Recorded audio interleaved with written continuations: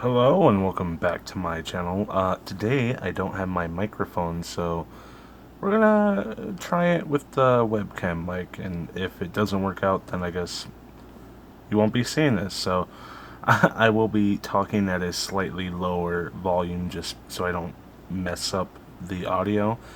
So hopefully that is not an issue. But today I have the AEW unrivaled Brody King, the Walmart exclusive Brody King. For some reason, the really shitty Walmart that's like a little further away from the Walmart I usually go to got a whole lot of decent figures recently. So I was able to get my hands on a couple action figures I was looking forward to. Hopefully, I could find them, and I managed to find them at that Walmart, which is unexpected, but very cool. And this is the one I'm opening up today. So this is, like I already mentioned, the Brody King. So basically, this is the version of Brody King with the white face paint, if you can make that out. Yeah, this looks pretty cool. There is a Brody King at my local Target that's fairly similar to this one. He's just missing the white face paint, but I like the way this Brody King specifically looks. So, like I have mentioned in a lot of my previous AEW videos, I'm kind of out on AEW figures.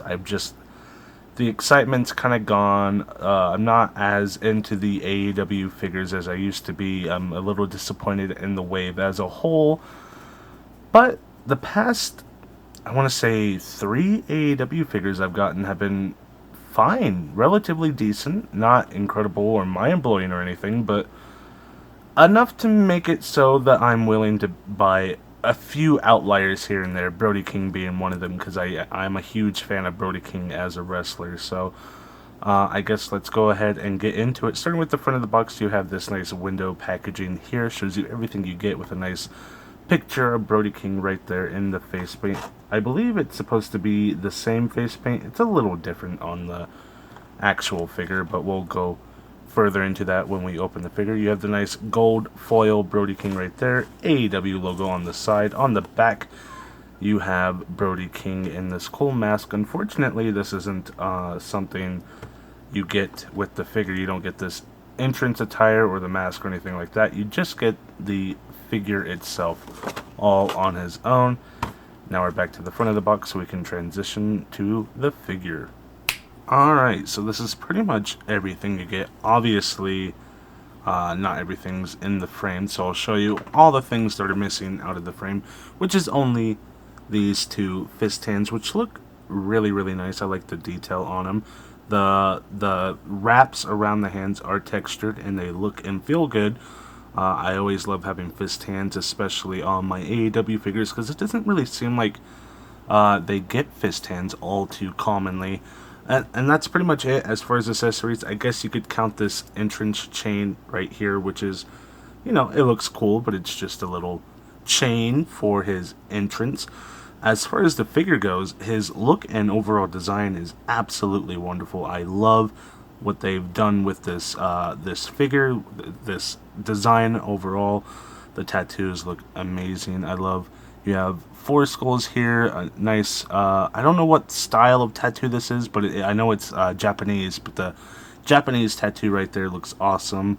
The lady right there, all the cool tattoos. It looks very, what's the word? Um, it, it, it combines a lot of styles of tattoos. So you have the Japanese tattoos that kind of cover your whole body, then you have like the Indian stuff, and then you kind of have the American, like, random caricatures all over. I forget what the name is for all these different things, but it's all over the place, and it looks wonderful. Wow, that's a nice detail. I thought, right here, I thought that was the knee pad, because it was textured and raised, so I'm like, okay, I'll pull that down. No, that's just a textured detail. Not something you would expect from AEW. They don't really go that far. It would normally be like painted on. So very nice improvement there. God, his tattoos are cool. You have the nice logo there on the back of the trunks. Similar logo on the front. Different, but similar ideas, obviously. This looks more like kind of like an eye Illuminati type thing with the stitching, and then this one is like one of those death metal album covers, if you can make it out. I know the light's making it a little difficult to see things because reflections and all that. Is that Cerberus right there? That's pretty neat, pretty cool. God, there's so much detail in this action figure. I really love it. Textures on the knee pads, I don't know. I'm trying to make sure everything's in focus, but I'm also trying to look at the figure.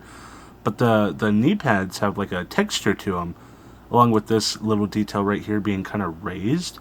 Very nice stuff on this action figure. I'm loving it. The boots look amazing. The laces, the paintwork, everything like that looks really, really good on the boots.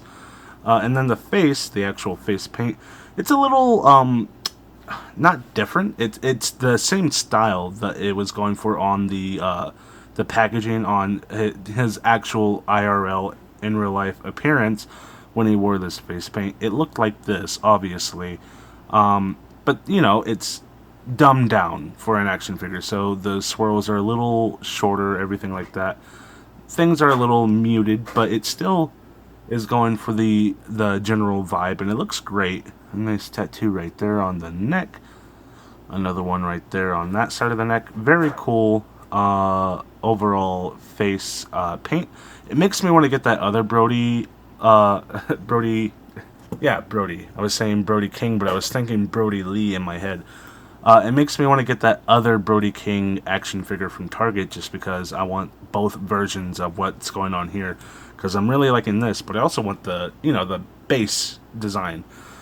So I've already messed around with it a little bit just because, you know, that's how things go when you're filming videos. So I kind of know what to expect in terms of articulation, and I am blown away. You can tell probably after I did the transition thing, my energy kind of perked up a bit because I went from going, oh, another AEW figure, to, wow, this might be the best AEW figure I've ever had.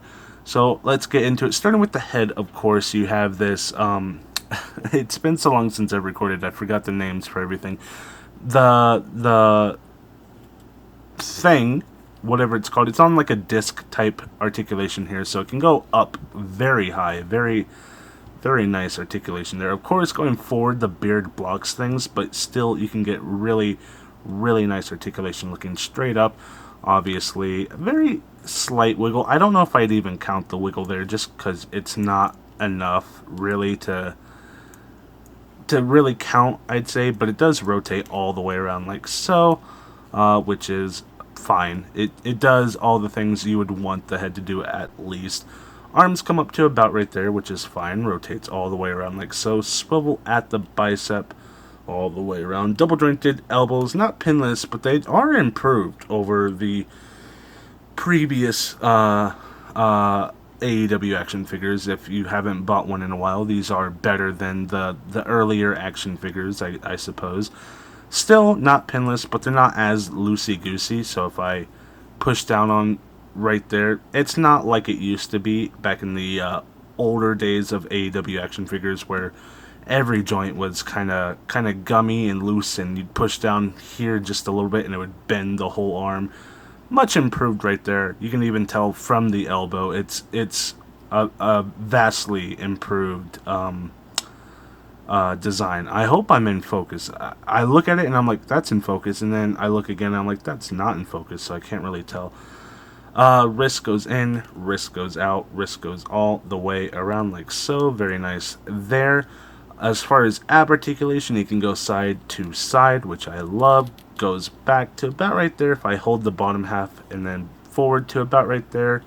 And then if you add in the bottom half, a little bit more in all directions. Of course, if you've had an AEW figure, you know things pop off. But it goes back to a little bit right there.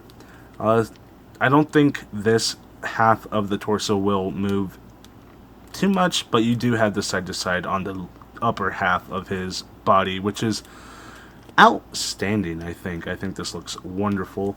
As far as the legs go, boom. I mean, that is exactly what you would want out of any action figure, especially an AEW action figure. If you've had any AEW action figure, you know the bigger action figure people, the bigger size people, do not bend, period. And it is just a real killer of the line for me. If my figures can't bend at least this much, I don't want them because, especially in wrestling, you need power bombs, you need somebody sitting up from like a kick out, you need big boots, you need all sorts of things. And if you can't get this, at the very least, you can't do 90% of all wrestling moves. So, especially on all wrestling figures, I need them to bend this much. And the AEW line, if they're bigger than like an Eddie Kingston, which the Eddie Kingston was also another relatively incredible figure, but if they're like a larger size guy, they weren't going to bend. Honestly, if they were bigger than the Kenny Omegas, they were struggling with articulation. Like the MJFs, notoriously terrible figures. They just suck as far as articulation goes, and I can't stand them. Another example would be the FTR. They share the same body types and not good figures.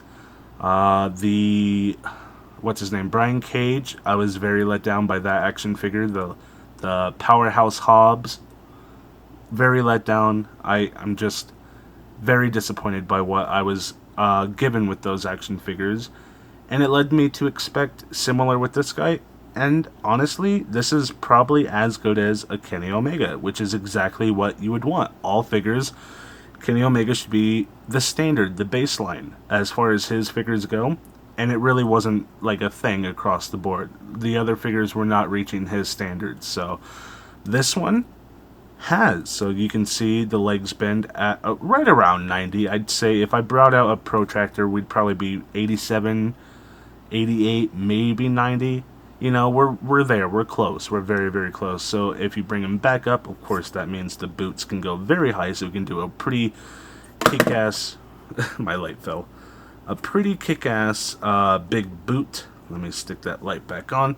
You can do a nice super kick like so. Facing backwards, of course. The one thing I like about these AEW legs is they kind of can turn in, so it helps you to get that extra level of articulation. You can see as I raise it up, it kind of turns out, and that helps. That helps a lot, and I like it, and I appreciate it. It just seems like it's not always utilized to the fullest potential, except on this figure. I'm seeing it is working wonderfully. It's working beautifully. As far as the legs, I'm not sure what to expect. On the Samoa Joe, he was a fine figure. Then you got to the legs, and the knee pads really inhibited a lot. I ended up having to cut those knee pads off just to get the legs to bend at all. So I guess we'll see how that goes here. And it looks like it's totally fine. So very, very nice on the legs. And then, of course, you have boot swivel, which goes all the way around like so. And then thigh swivel as well, which will go all the way around like so. Then line up the tattoos. The one downside to thigh swivel is stuff like that, breaking up the design. You can hide it a lot better in the boots. That's why I say get rid of the thigh swivel. We don't need it. Just keep the boot swivel and we'll be good to go. I mean, the boot swivel can hide a lot of things. Maybe even give us an ankle swivel. I saw on an action figure on like a Reddit somewhere, an action figure that had a boot swivel, or maybe I saw on an Instagram video. Somebody had an action figure with a boot swivel. I think it was an older figure. Not boot swivel, ankle swivel, and it looked pretty interesting, pretty cool. So maybe that's something they could introduce.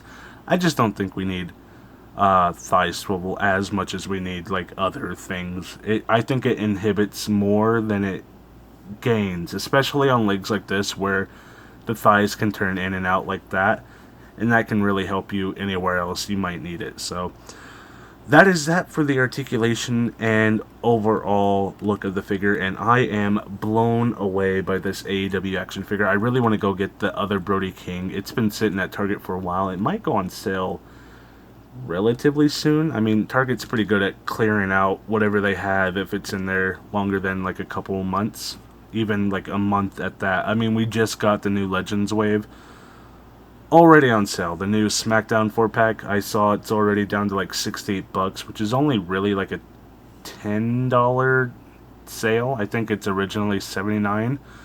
So, not too major of a sale, but they're starting to go on sale. So we should see a lot of those figures relatively cheap. Obviously, this video probably is going to get released long after those have been cleared out and we have the new wave. But beyond that, I really want to get that new Brody King from Target. I don't know if it's an exclusive. I think it's just a part of the regular old Unrivaled line. But this figure blew me away. I really want to get the other one to see if it's also as good, or is this just like, something new that they're doing, I guess. I don't know what that would really even mean, something new. That's like 2 waves apart, I guess. I don't know. But I'm blown away. I love this figure. This might be my favorite AEW figure of all time. Disregarding the Supreme, though, I don't know. It's up there with Supremes. Supremes are okay. I don't think Supremes are as good as the price tag would lead you to believe. I mean, it's double an AEW regular figure. Like, this is $20, $22, depending on where you go. The Supreme 42 dropped down to 38 because the 42s weren't selling. That might not be like national, but at least at my local Walmarts, they've dropped down to 38. That's definitely not double the price and value. Like, I have 2 Supremes sitting right here, Penta and Sting. Just by glancing at them, they're not $40 figures, especially in comparison to this. I mean, the butterfly joints are great. Pinless is great. Is it worth double what this delivers? I don't know. But I do love this figure. Hopefully I can get my hands on the rest of the House of Black. I believe, along with Brody King, they have Buddy Matthews, and then they have Suited Malachi, which I do have the Supreme Malachi, so I could, skip the Suited one. And then I would just need Lady Undertaker Girl, whatever her name is, with the cool hat. I forget her name, but she's awesome. So then I would have the full House of Black. So look at that. One good figure, and I'm already planning out a whole new series of AEW figures I want to buy. So that's the effect of good figures. Like, that's the effect quality has on a toy line. Like, I'm already planning on giving Jazzwares another, potentially $60, depending on how things look. Like, there you go. You just need one quality figure to help your toy line, and consistently quality figures. Because, like, after I buy those 2, I don't know, it has to be each one of those killing it, and then maybe I'll get the next one, right? So that's all you really need, Jazzwares, if you're watching, which I know you're not. I'm tired. It's late. Leave a like, leave a comment, leave a subscribe. All the things YouTubers ask you to do, just do it for me as well. Now we'll be back with another video, hopefully very, very soon. Bye.